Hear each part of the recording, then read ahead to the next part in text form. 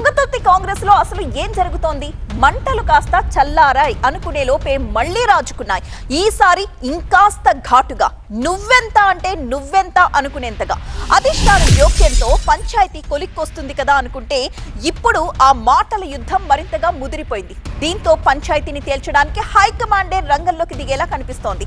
మరి సమన్వయంతో పరిష్కరించుకుంటారా లేక క్రమశిక్షణా చర్యల దాకా వెళుతుందా అనేది ఇప్పుడు మనం బ్రేకింగ్ లో చూస్తున్నాం. తుంగతుర్తి పంచాయతీపై హైకమాండ్ ఫోకస్ పెట్టింది. 7 పేజీల రిపోర్ట్ ని సిద్ధం చేశారు Jaggareddy. TPCC chief Mahesh Goud table దగ్గరకు చేరుకుంది నివేదిక. ఈ నివేదికలో ఏముంది అన్న దానిపైనే తుంగతుర్తి కాంగ్రెస్ లో ఇప్పుడు టెన్షన్. తుంగతుర్తి సమస్యపై అంతర్గత కమిటీ వేయబోతున్నామన్నారు ఎమ్మెల్సీ శంకర్ నాయక్. రేపు గాంధీ భవన్ లో టీపీసీసీ చీఫ్ మహేష్ గౌడ్ తో ఒక భేటీ ఉంటుంది. మందుల సామేల్, కోమటిరెడ్డి వ్యాఖ్యలపై పార్టీ చర్చిస్తుంది. ఇలాంటి సమస్యలు కాంగ్రెస్ లో సహజమే. చివరికి అంతా కలిసే పనిచేస్తామంటున్నారు శంకర్ నాయక్. ఆవేదన అర్థం చేసుకోవాల్సిన బాధ్యత మన పైన ఉన్నది, పార్టీ పైన కూడా ఉన్నది. సార్ సీనియర్ మంత్రిగా వెంకటరెడ్డి గారు ఆ కాన్స్టిట్యున్సీకి పోవడం జరిగింది. వారికి అలవాటు ఉన్నది. ఎందుకు మొదటి నుంచి కూడా ఎవరైనా చనిపోతే పోయి ఓదార్స్తారు. అదేవిధంగా అతను సమాచారం ఇచ్చిండా ఇవ్వలేదా సమాచారం నాకు కూడా తెలియదు. నేను తెలుసుకోవాల్సిన బాధ్యత మాకు కూడా ఉన్నది. నేను తెలుసుకోలేదు. కానీ నేను జరిగిన ప్రెస్ మీట్ ఏదైతే ఉన్నదో దానికి పరస్పరంగా అందరూ మీడియా మీద పోవడం, గతంలో పార్టీ డిసిప్లిన్ యాక్షన్ కమిటీ కూడా మా జగ్గన్న కూడా వేసినారు. ఇప్పుడు జగ్గన్న నివేదిక కూడా మాకు తెలియదు ఇప్పటిదాకా. కానీ రేపు ఏదో మహేష్ కుమార్ గౌడ్ గారు మళ్ళీ దానికి ఒక కమిటీ వేసి వారందరినీ పిలిచి మళ్ళీ కూర్చోబెట్టి పార్టీల అంతర్గత సమస్య కాబట్టి దీని అందరం సమన్వయం మళ్ళీ ముందుకు పోతామని చెప్పి తెలియజేస్తున్నాం. తుంగతుర్తి కాంగ్రెస్ లో మొదలైన అంతర్గత విభేదాలు మొదట ఎమ్మెల్యే మందుల సామీల్, స్థానిక కాంగ్రెస్ నాయకులు ఎంపీ చామల కిరణ్ కుమార్ రెడ్డిల మధ్య పదవుల పంపకం, మండల అధ్యక్షుల నియామకాల వివాదంతో మొదలయ్యాయి. అసలు కాంగ్రెస్ కార్యకర్తల్ని పక్కన పెట్టి ఇతర పార్టీల నుంచి వచ్చిన వారికి ప్రాధాన్యత ఇస్తున్నారు అన్న ఆరోపణలతో వివాదం గాంధీ భవన్ వరకు వెళ్లింది. దీంతో టీపీసీసీ పరిశీలకుడిగా జగ్గారెడ్డిని నియమించి అన్ని వర్గాల అభిప్రాయాలు సేకరించే బాధ్యతను అప్పగించింది. సమన్వయమే లక్ష్యమని పార్టీ ప్రకటించింది. అయితే ఈ వివాదం సద్దుమణుగుతోంది అనుకుంటున్న సమయంలో కోమటిరెడ్డి రాజగోపాల్ రెడ్డి, మందుల సామేల్ మధ్య నేరుగా మళ్లీ మాటల యుద్ధం మొదలైంది. తనకు సామేల్తో వ్యక్తిగత విభేదాలు లేవు అని చెప్పిన రాజగోపాల్ రెడ్డి కాంగ్రెస్ టికెట్ ఇప్పించడంలో తానే కీలక పాత్ర పోషించానని, ఇప్పుడు మాత్రం తప్పుడు వ్యక్తిని గెలిపించాను అన్న బాధ కలుగుతోందంటూ సంచలన వ్యాఖ్యలు చేశారు. సామేల్ గారు ఏది ఆలోచించి మాట్లాడుతుర్రో, నాకు టికెట్ ఇప్పియమని చెప్పి మా ఇంటికి ఒక 100 సార్లు వచ్చిండు. మన తుంగతుర్తితో సంబంధం లేకపోతే మా ఇంటికి వచ్చి టికెట్ ఇప్పిమని ఎందుకు అడిగిండో నాకు అర్థం కాలే. అక్కడ చాలా మంది టికెట్ కోసం పోటీ పడ్డారు తుంగతుర్తిలో. కానీ మందుల సామేల్ గారికి నేను మాట ఇచ్చిన, నేను తప్పకుండా నేను అసెంబ్లీలోకి తీసుకెళ్తా, నువ్వు అసెంబ్లీలో అడుగు పెడుతున్నావు నీకు మాట ఇచ్చిన. నేను తిరుపతిలో ఉన్నప్పుడు ఫోన్ చేస్తే ఆయన ఫోన్ చేసి ఇదే మాట చెప్పిన, నీకు మాట ఇస్తున్నా దేవుని సమక్షంలో నువ్వు అసెంబ్లీలో అడుగు పెడతావని చెప్పి మాట ఇచ్చినట్టు. నేను కాంగ్రెస్ పార్టీలో చేరినప్పుడు నేను అడిగిన 2 టికెట్లు బాన్స్వాడలో ఏనుగు రవీందర్ రెడ్డి గారికి, తుంగతుర్తిలో మందుల సామేల్ గారికి, ఈ 2 టికెట్లు కూడా నేనే అధిష్టానంతో మాట్లాడి నా టికెట్తో పాటు వాళ్ళకి టికెట్ తీసుకొచ్చింది. మరోవైపు కోమటిరెడ్డి మాటలపై ఘాటుగా స్పందిస్తూ నల్గొండ మీ రాజ్యం కాదు, ముందు మీ మునుగోడు సంగతేంటో చూసుకోండి, తన నియోజకవర్గంలో జోక్యం చేసుకుంటే ఊరుకునేది లేదంటూ బహిరంగంగానే హెచ్చరిస్తూ కోపంతో ఊగిపోయారు.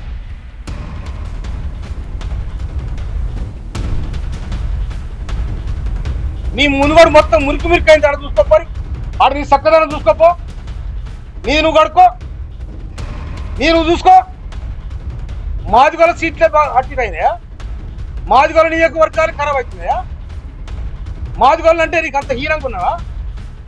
మళ్ళీ ఒకసారి మా నియోజకవర్గాల సైడ్ కానీ మా సైడ్ కానీ వస్తే మర్యాద కూడా హెచ్చరిస్తా ఉన్నా. నేను ఎస్సీ నియోజకవర్గం అంటే అహంకారము, మీ అహంకారపూరితమైన రాజకీయాన్ని సాగు దెబ్బలు కొడతామని కూడా హెచ్చరిస్తాను. నేను మా దప్పులు మోగుతాయి, మా దండోరలు వేస్తాయి, మా దోలికొస్తే రాజకీయ సమాధికి నేను తప్పులు కొడతాను. మీరంతా మీరు మా అంతరమా, మా గౌరవాన్ని మీరు చిన్నతనం చేస్తే అంతకంటే చిన్నతనం చేస్తాం. తుంగతుర్తి మోత్కూరులో 2 కిలోమీటర్ రోడ్డు కోసం 100 సార్లు తిరిగినా ఆర్ఎండ్బి మినిస్టర్ నువ్వు ఏం చేసావు చెప్పు. ఏం చేసినావు? శవాల పేరు మీద రాజకీయాలు చేస్తారా? మొన్న వచ్చా నీ తమ్ముడు మాట్లాడిపోతాడు, ఇవాళ వచ్చా నువ్వు వస్తావు. ఇక్కడ ఎమ్మెల్యే సోయలేదా? ఇదేనా కాంగ్రెస్ పార్టీని మీరు రక్షించేది? మాదిగలంటే మీ బానిసలా? ఎందుకు మమ్మల్ని ఈలాగా చేస్తా ఉన్నారు? ఈ నియోజకవర్గం మీద మాట్లాడే అధికారానికి ఎవరు ఇచ్చాడు? నాకే లేకుండా నా నియోజకవర్గానికి అడుగుపెట్టదు అధికారానికి ఎవరు ఇచ్చారు? అయితే ఈ టోటల్ ఎపిసోడ్ పై నేనున్నాను, నేను విన్నాను, నేను చూసుకుంటాను అంటున్నారు తుంగతుర్తి అబ్జర్వర్ గా ఉన్న జగ్గారెడ్డి. ఇప్పటికే ఆయన స్థానిక నాయకులు, ఎమ్మెల్యే, ఎంపీ, కోమటిరెడ్డి వర్గాలతో విడివిడిగా సమావేశమయ్యారు, అభిప్రాయాలు కూడా సేకరించారు. అందుబాటులో ఉన్న సమాచారం ప్రకారం నివేదికను కూడా సిద్ధం చేశారు. సరే, ఇప్పుడు రిపోర్ట్ అంతా రెడీ అయిపోయింది. గాంధీ భవన్లో పిసిసి ప్రెసిడెంట్ మహేష్ కుమార్ గౌడ్ గారికి ఈ 10 రోజులలో అందరి అభిప్రాయాలు ఒక 7 పేజీలు తయారు చేసిన ప్రెసిడెంట్ గారికి ఇస్తున్నాం. ఎవరేంటిది అనేది నాకు క్లారిటీ ఉంది. రాజగోపాల్ రెడ్డి కెపాసిటీ ఆయన ఏంది నాకు తెలుసు, వెంకటరెడ్డి గారు ఏంది తెలుసు, ఎవరు కెపాసిటీ ఏందనేది నాకు తెలుసు. ఆ రిపోర్ట్ మీద వారు ఏ అభిప్రాయానికి వస్తారో చూద్దాము.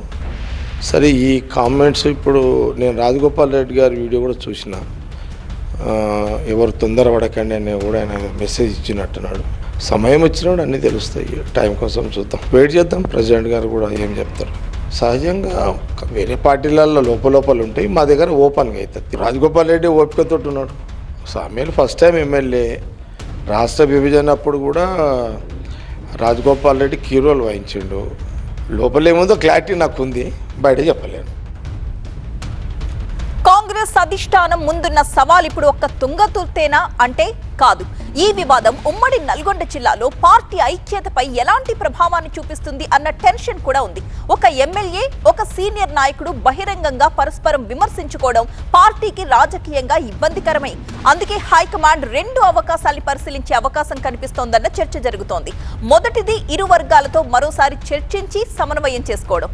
రెండవది పార్టీ క్రమశిక్షణ దెబ్బతింటే బహిరంగ వ్యాఖ్యలపై హెచ్చరిక లేదా చర్యల దిశగా వెళ్లడం. ప్రస్తుతం పార్టీ వర్గాల సమాచారం ప్రకారం చూస్తే మొదటి ఎంపికకే అధిష్టానం ఎక్కువ ప్రాధాన్యత ఇస్తున్నట్లుగా తెలుస్తోంది. మొత్తానికి తుంగతుర్తి పంచాయతీ ఇప్పుడు నియోజకవర్గ పరిస్థితిని దాటిపోయింది. కాంగ్రెస్ అంతర్గత సమన్వయానికి పరీక్షగా మారింది. జగ్గారెడ్డి నివేదిక ఆధారంగా హైకమాండ్ ఎలాంటి నిర్ణయం తీసుకుంటుంది అన్నదే ఇప్పుడు ఇంట్రెస్టింగ్ గా మారింది. రాజీ ఫార్ములాతో వివాదానికి ఫుల్ స్టాప్ పడుతుందా, లేక బహిరంగ వ్యాఖ్యలకు బ్రేక్ వేయడానికి కఠిన వైఖరిని అవలంబిస్తుందా అనేది వేచి చూడాలి.